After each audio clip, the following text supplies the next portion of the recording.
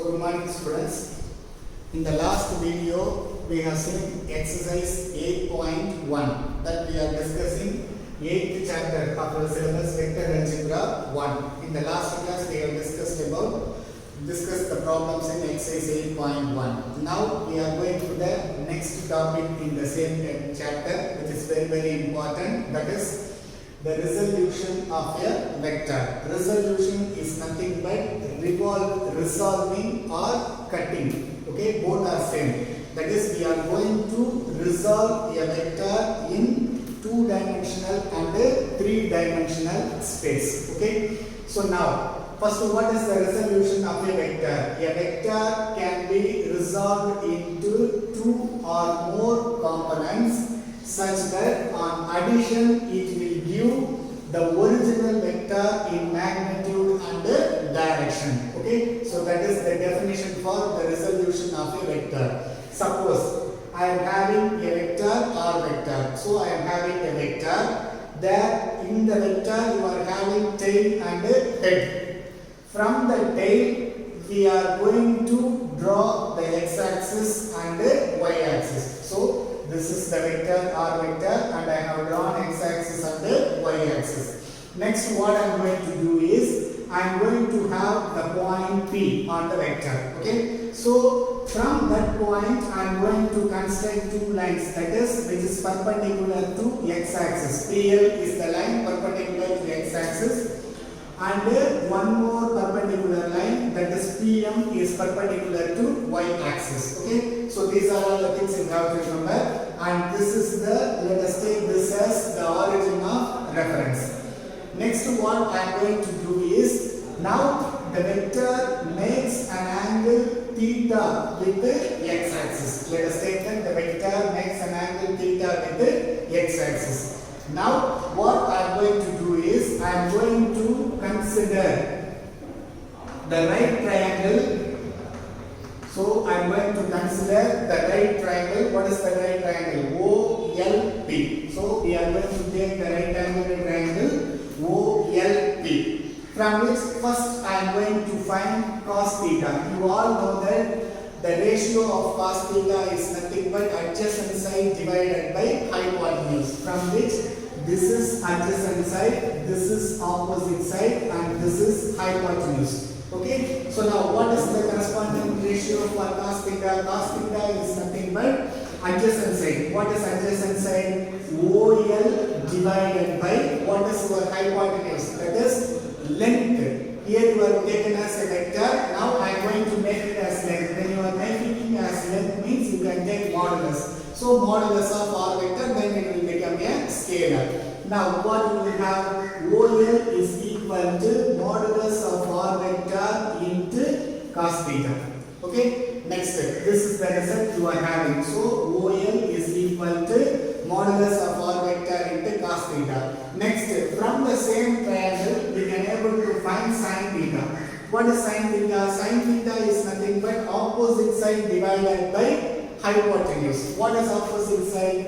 LP divided by hypotenuse. Again, the length of the hypotenuse is modulus of r vector, from which we are having that LP is equal to modulus of r vector into sin theta. Okay, so this is nothing but LP. Next, suppose when you consider the distance, that is OL. Okay, the distance OL is along x-axis. The distance OL is along x-axis, so that it is known as the x component of the vector R, which is known as the x component of the vector R. So that I can write this OL as, what is that? To represent the x component, I can take this as Rx. What is Rx? That is R into cos theta. When you are taking modulus, it will become, the vector symbol gets cancelled. Next, when you come to LP, LP is same as, what is that? OM. Okay, so LP and OM are same. These are in the y-axis. Okay, so that they are called as y component of the vector. Okay, so let me take the y component of the vector as ry, which is nothing but r sin theta. Okay, so now I have splitted the entire vector, that is vector r is equal to rx plus ry, so that you are getting the total vector. So rx is nothing but x component of the vector and ry is nothing but the y component of the vector. So these are all the resolution of a vector in two dimensions. That is, we are going to resolve the vector in the x-axis and the y-axis, along x-axis and the y-axis. If you are resolving into three-dimensional means additionally you will have another axis, that is z-axis. This is the general concept we are discussing. Next we are going to see the resolution, that is the rectangular resolution of a vector in two dimension and three dimension based upon your textbook. Okay. So now we are going to see resolution of vectors. What is meant by resolution of vectors? The process of splitting a vector into various parts or components is called a resolution of a vector. Okay, so the process of splitting a vector into either 2-dimension, 3-dimension or finite dimension, in any dimension, okay, that is called the resolution of a vector. So in 11th standard we are going to concentrate upon only the rectangular resolution of the vectors in 2-dimension and 3-dimension. Okay, now we are going to see the resolution of a vector in 2 dimensions. That is, 2-dimension means you are having the coordinate system which has x and y axis. That coordinate system is known as 2-dimensional representation. We are going to focus upon the 2-dimensional representation first, then we are going for the 3-dimensional.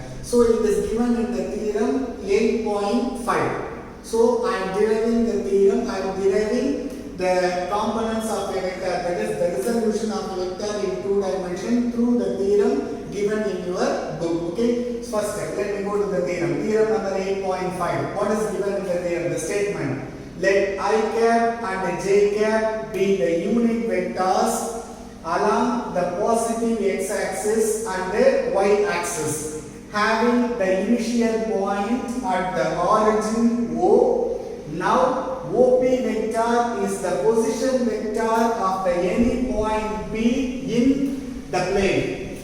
Then OP vector can be uniquely written as OP vector equal to x I cap plus y j cap for some real numbers x and y.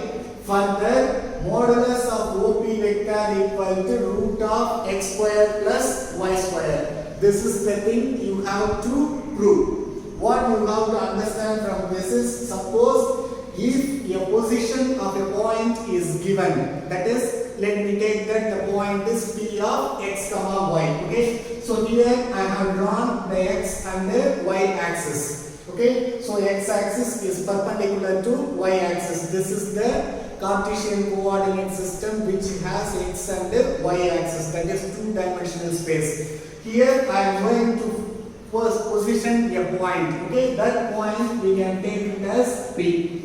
Let us take that point as P of x comma y. Okay, so now I am going to join the origin and the point so that it has the position vector OP vector. Let me take that OP vector as R vector. Okay, now I am going to make two constructions. The first construction is I am going to draw a perpendicular line to the x-axis from the point P. Okay, similarly you have to draw a perpendicular line to the y-axis also. Okay, let me take this point as M. Okay, so I have drawn the line PL perpendicular to x-axis and PM perpendicular to y-axis. And one more thing you have to understand is clearly given in the statement that let I cap and j cap be the unit vectors along positive x and positive y. So let me take along x-axis you are having a unit vector. That vector is known as I cap. And in the direction of y-axis you are having a unit vector that is known as j cap. These are all standard notations, you should not change that point. So you have to remember the unit vector in the direction of x-axis is I cap. The unit vector in the direction of y-axis is j cap.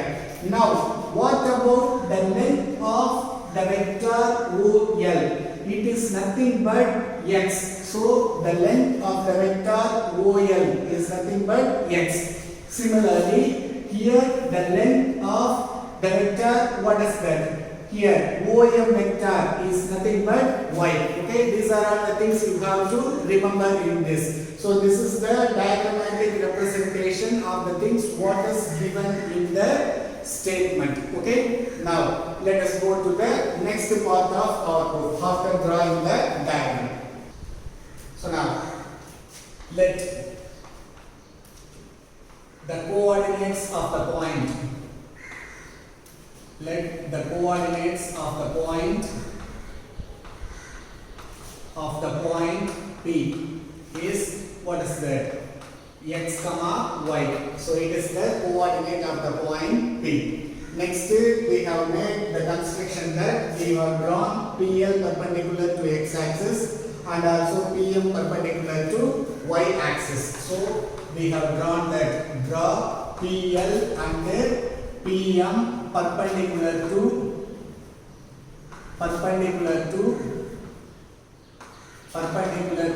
x and y axis, perpendicular to x and y axis. Okay, next thing what we are going to find is, now we are going to prove the first part, that is OP vector equal to x I cap plus y j cap. Now let me take that OP vector is equal to, already we have discussed the triangle law of vector addition. How to write a vector?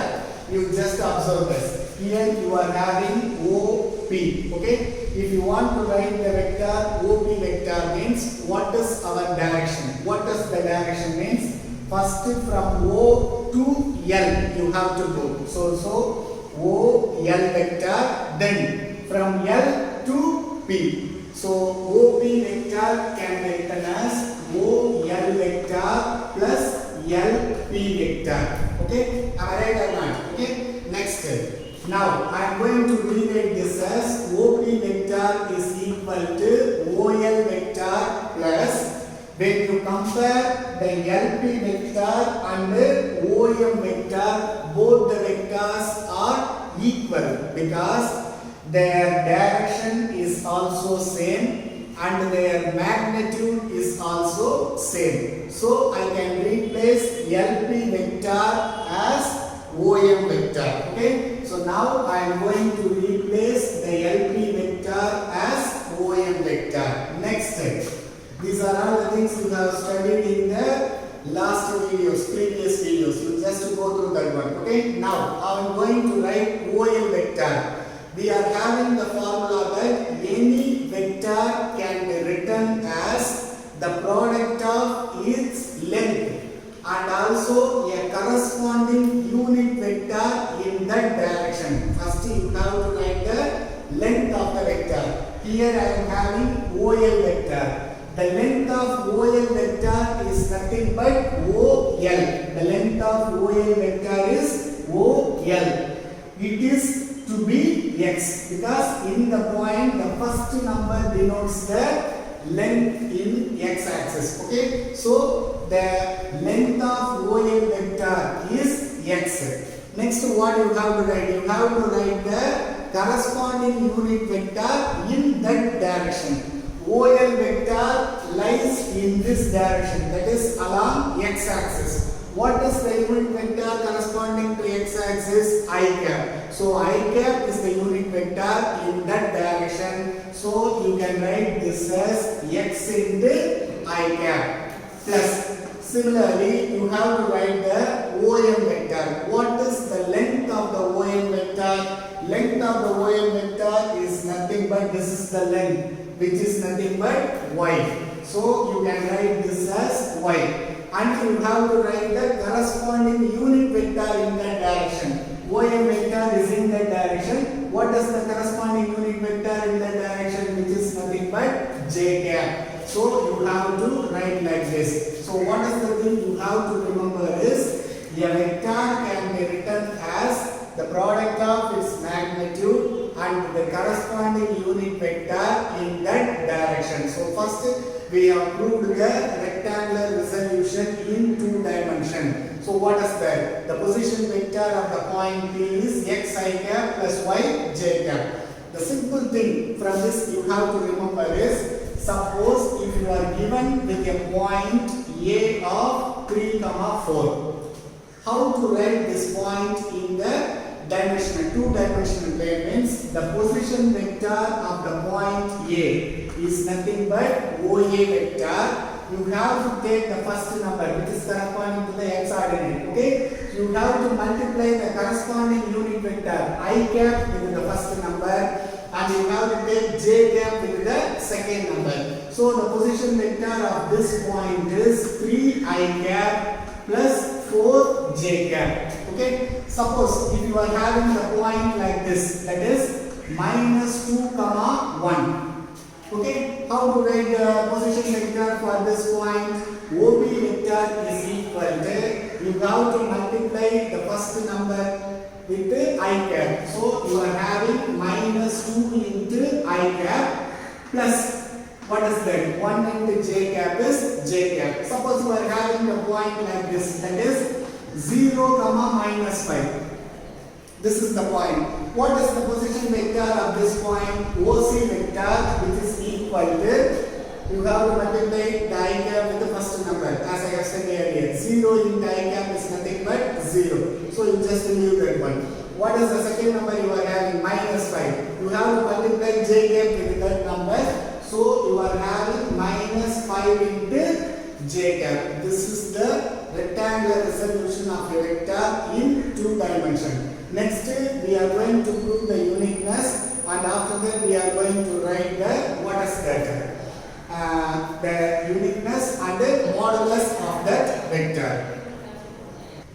So next, we are going to prove the uniqueness. Okay, uniqueness means, suppose the same point is represented in 2 different positions. What will be the uniqueness? Okay, now let me take that. Let x1 I cap plus y1 j cap and x2 I cap plus y2 j cap, y2 j cap be the 2 representations, of the same point. Be the 2 representations of the same point P. Same point P. Okay. Next, what I am going to do is, since these 2 represents the same point, I can write like this. That is x1 I cap plus y1 j cap is equal to x2 I cap plus y2 j cap. Okay. Since these 2 are equal, now I can split that one. That is, I can bring this term to the left hand side. When you are bringing to the left hand side, what I will have? x1 I cap plus y1 j cap minus x2 I cap minus y2 j cap, which is equal to 0. Okay, which is nothing but, you can write this as also, which is 0 vector. Now, which implies that you can take I cap in common, so that x1 minus x2 into I cap plus y1 minus y2 into j cap, which is equal to, this can also be written as 0 into I cap plus 0 into j cap, because 0 vector can be written as 0 into I cap plus 0 into j cap. So by equating the corresponding components, that is components I cap, here is also components I cap. Okay, what is that? You will have that x1 minus x2, which is equal to 0. And one more thing, y1 minus y2, which is equal to 0. So which implies that x1 equal to x2 and y1 equal to y2. Okay. So what you are having from this means the uniqueness is proved here. If you are taking 2 positions for the same point, those numbers are going to be equal. So this proves the uniqueness of the position. Okay. Next, we are going to find the modulus. Okay, what is that?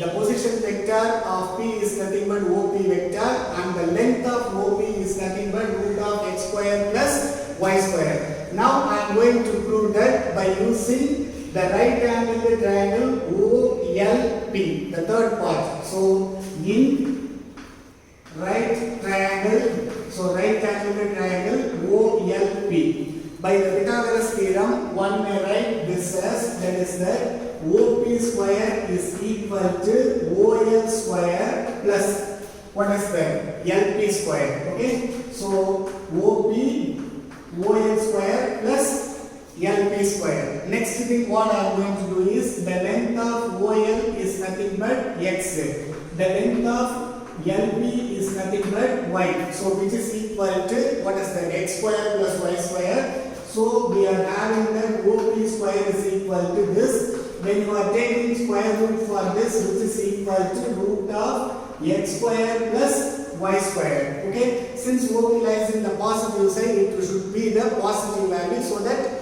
I have omitted the negative sign. Now this OP can be written as modulus of OP vector, which is equal to root of x square plus y square. Okay, so I have proved all the things. Dear students, you have to remember only the things, the essence of the proof. It may be asked in the examination, or it may not be asked in the examination. That is not a problem for us. What is the thing you have to know from the resolution of the vector means, first thing, whenever a point is given in a plane, you have to split the vector in two dimensions. Okay, as I have said earlier, suppose you are having, what is that? Let me take the point D, which is nothing but 3, minus 5. This is the point. Now I am going to write the position vector of the point, that is OD vector is equal to, what is the concept? How you can write this as a vector? You have to multiply I cap with the first number and j cap with the second number. So what you will have? 3 I cap minus 5 j cap. Okay.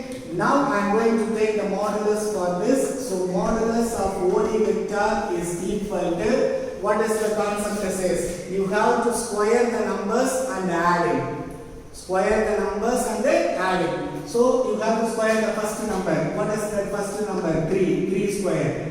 Plus you have to write the second number minus 5, the whole square. Okay. So what is that? Which is equal to 3 square is 9 and the 5 square is 25. So 25 plus 9 is nothing but 34. So that the length of the vector is nothing but root of 34. This is the main essence of the theorem. You have to remember this one. So whenever a point is given, you have to multiply I cap, the corresponding unit vector, in the first number, and the j cap, the corresponding unit vector, in y axis in the second number. This is known as the components of a vector. The components along x axis and the components along y axis. So next we are going to see the, what is that? Resolution of a vector in 3 dimensions. That is very easy to understand. Okay. So now let me see that one.